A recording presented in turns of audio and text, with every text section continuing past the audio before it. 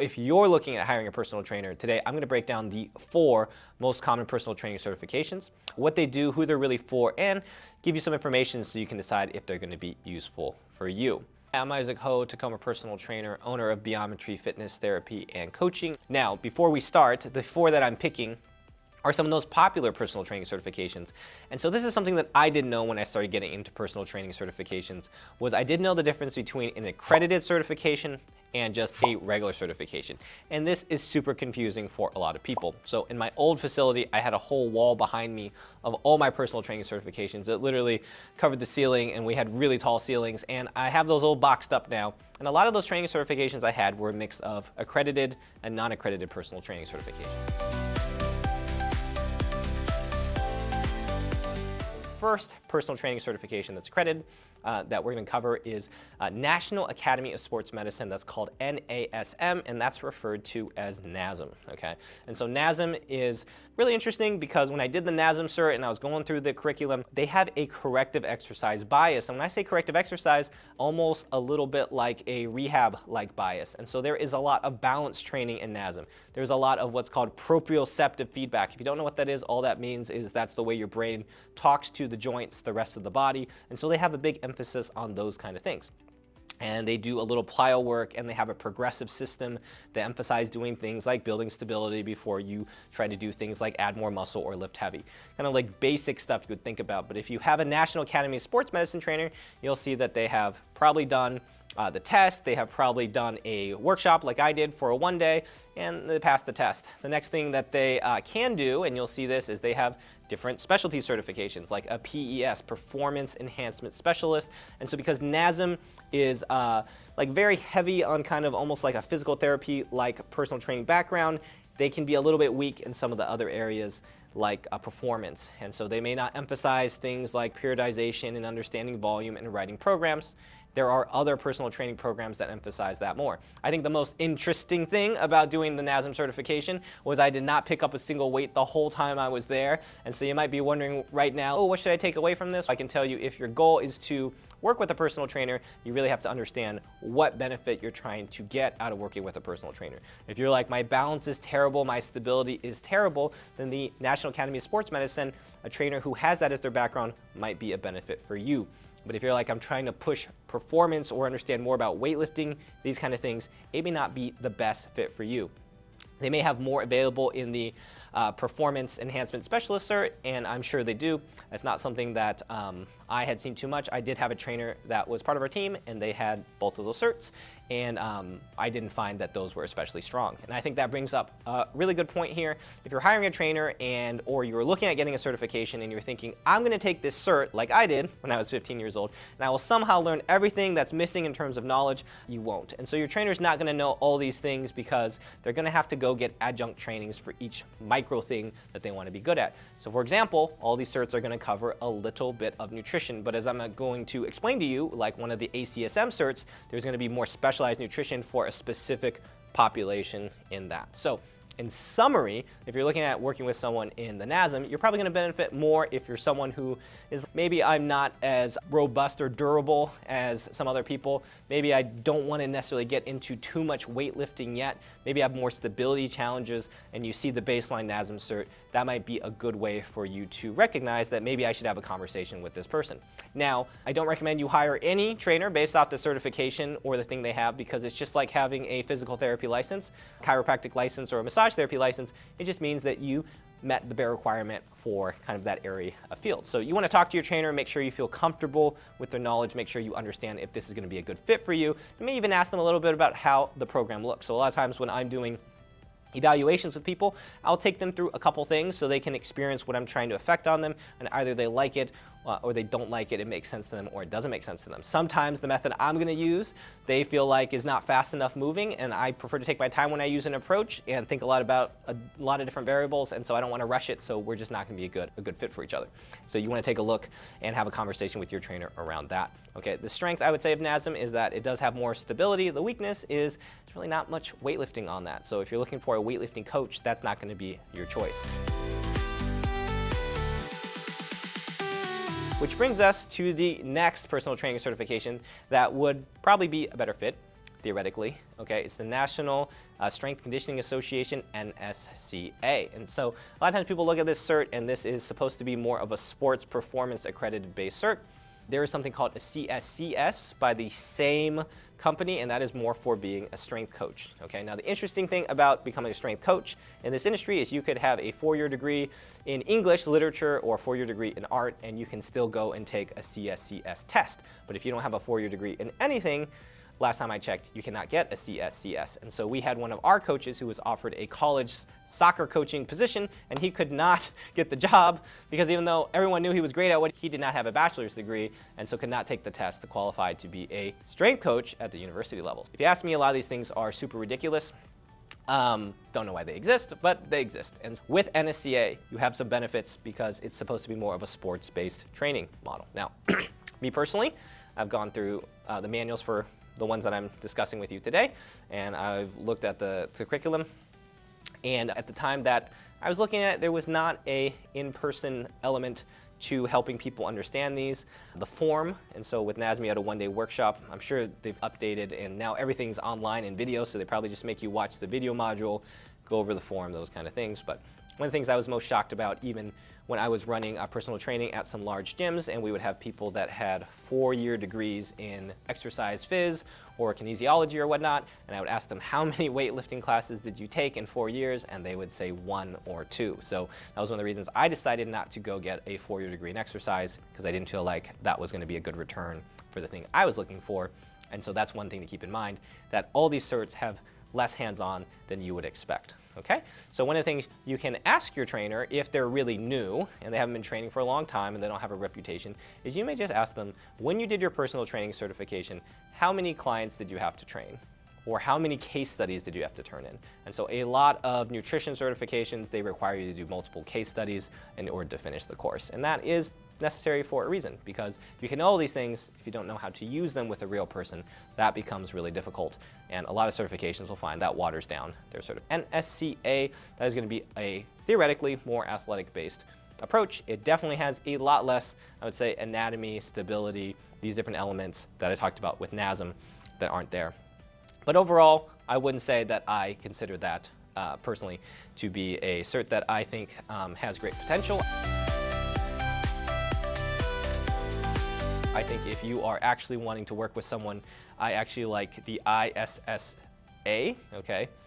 And so the ISSA, which I don't remember the acronym, forgive me, but I've had multiple trainers finish ISSA, and one of the things that I did appreciate about it is they're one of the only ones that had you write out a full strength training program for a client. Now, you think that would be crazy that you get a personal training cert without actually writing a personal training program and submitting it, but the reality is, yeah, you can.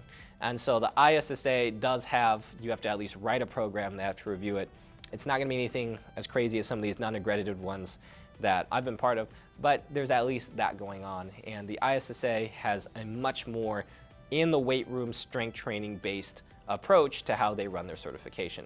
And so if you're looking to actually work out in a weight room and really embody the programming values of things and principles, ISSA could be a good choice for you. If you're thinking more like, I want to carry over sports performance into something that is weight room, maybe not weight room, then maybe NSCA, the one that I talked about, is going to be a little bit stronger for you.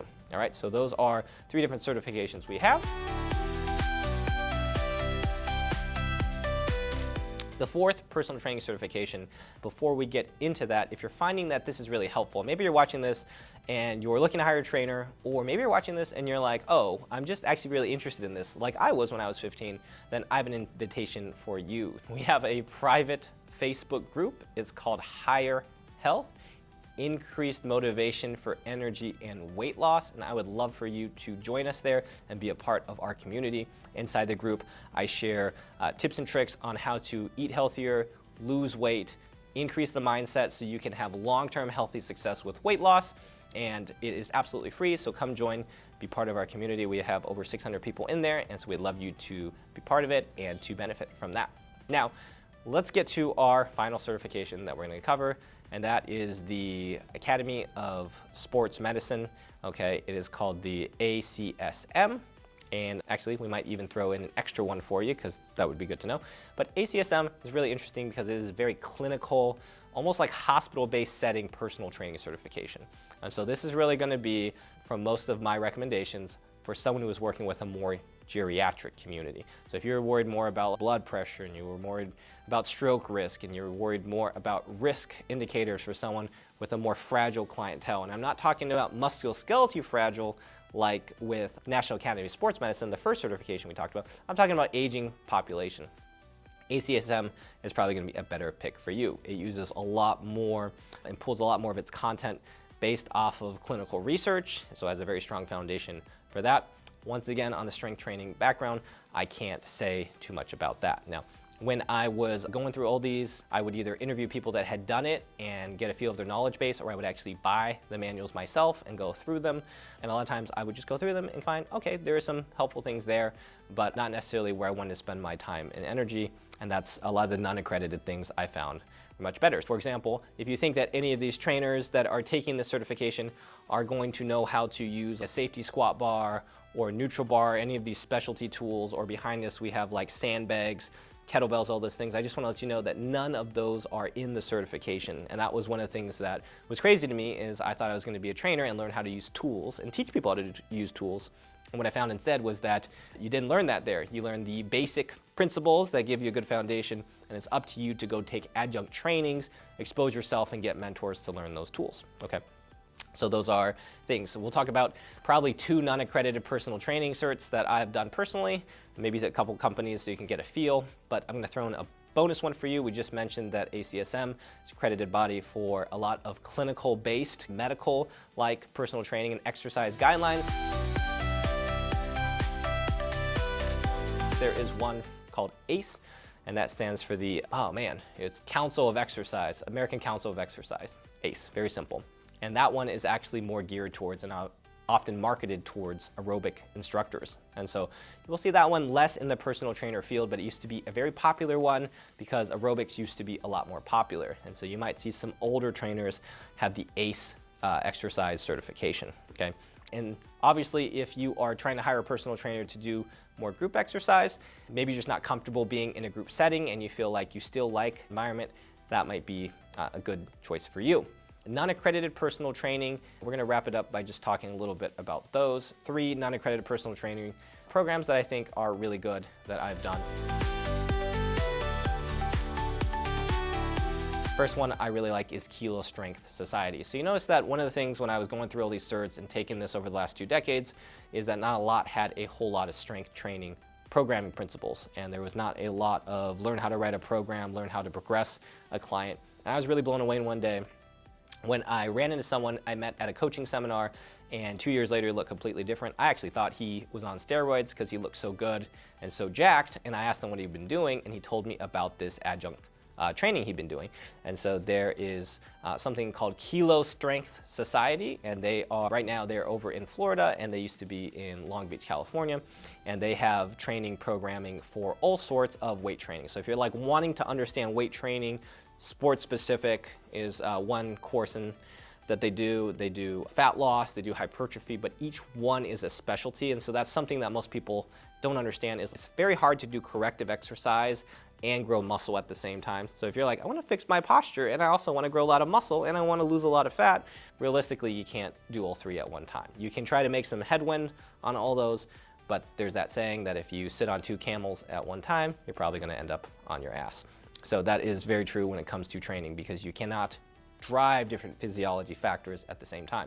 So the nice thing about doing the Kilo training programs is if you're like, I'm a trainer, personal trainer, and I want to specialize in fat loss, then you'll take the fat loss course, and they have a basics of programming, they have strength training ratios for being in the gym, they have fat loss, they have hypertrophy, they have sports specific, they have corrective, they have their own versions of these. Now, I think they're all very good. Whether you want to look at each thing through each lens and how advanced you want to go is really up to you, but that's something that you can look at, and that is called Kilo Strength Society. So that's a great adjunct.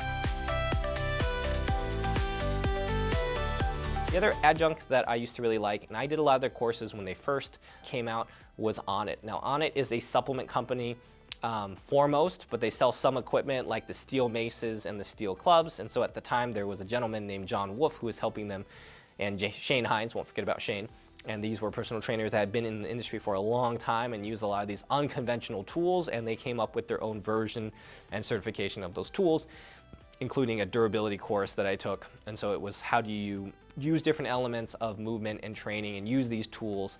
I thought it was good. And here's why I thought it was good. It did not cover programming principles, so you had to come in and know how to program. But a lot of these tools, you hand someone a mace and they know how to do one exercise, or they try to do a 360 around their head and they might knock themselves or hurt themselves. These are unwieldy tools. These are pieces of metal you're using.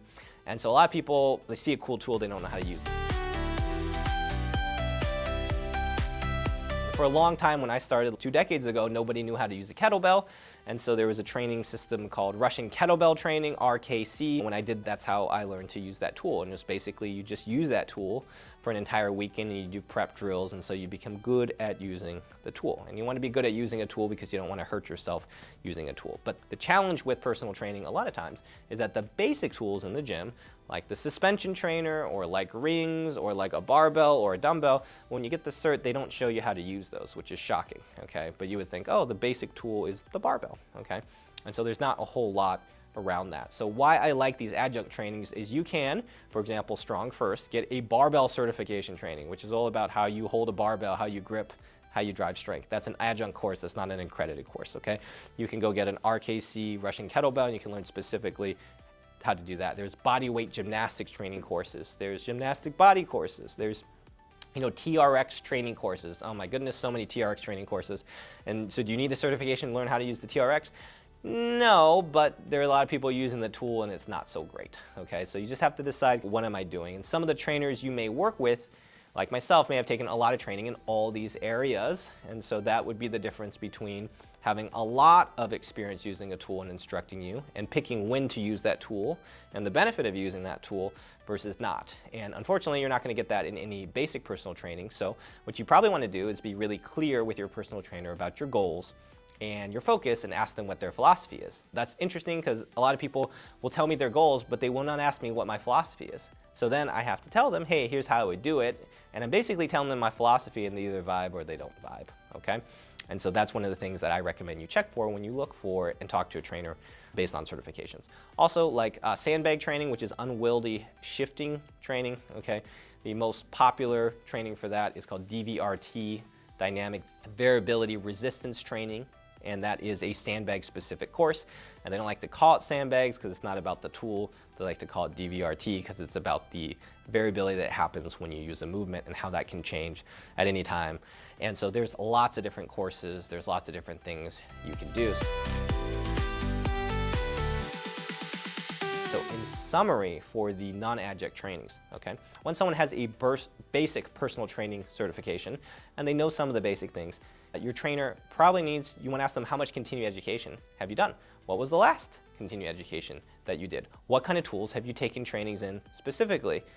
Those are good questions to ask someone, okay? You probably don't want someone teaching you gymnastics who saw it on YouTube, and I'm guilty of this as a personal trainer. Luckily, I never did it with my clients, but I go and actually be like, oh, let me do these gymnastic movements on myself and see what happened. And I actually hurt myself pretty good. And that was the end of me not hiring coaches, okay? Learned after I broke my leg. I highly do not recommend it. And even something as simple as like a certification program like Animal Flow, which is something I'm certified in as an instructor, where you're doing movements on the floor, you go, oh, why would someone need to get certified in that? Because there's a lot of bad positions you can end up in by accident, and there's also things you can do to someone's wrist when you put their wrist down. You don't know the proper wrist warm-up sequence, and they end up with tendonitis, carpal tunnel, swelling, all those kind of things. And suddenly you got someone who wants to work out and get in shape, and they have a lot of upper body pain.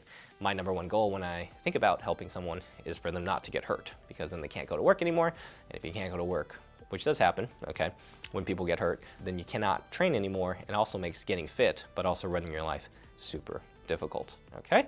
So in conclusion, if you're watching this, we have very simply broke down, okay, what is an accredited personal training certification? What is a non-accredited personal training certification? And what is the difference between the two? We've also broke down 4 plus a bonus accredited personal training certification.